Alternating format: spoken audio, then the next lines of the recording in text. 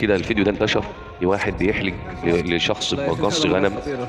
طبعا والله العظيم الواحد بقى قلبه يوجع. يعني ليه تستهين بواحد؟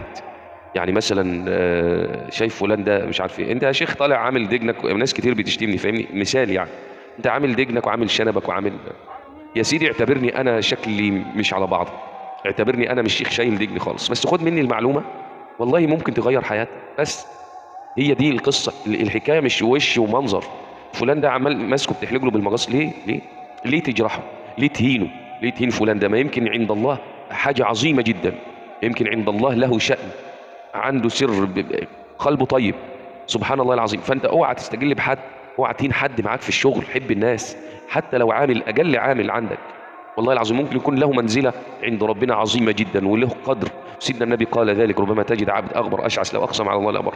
ان الله لا ينظر الى صوركم، ما بنظرش للصور ولا اشكالنا، ربنا ينظر الى القلوب عز وجل. واحد يطلع يبهدلني، انت عامل دجنك، انت عامل شنبك، انت يا سيدي خد مني المعلومه. ما تعرفش انا بيني وبين ربنا ايه؟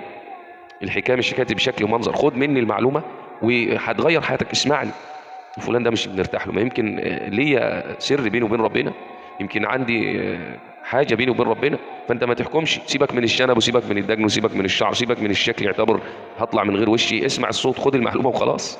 واوعى تقلل من شأن حد في الشغل او في البيت او من زوجتك او من صديقك، لان ما حدش احسن من حد، كلنا سواسية.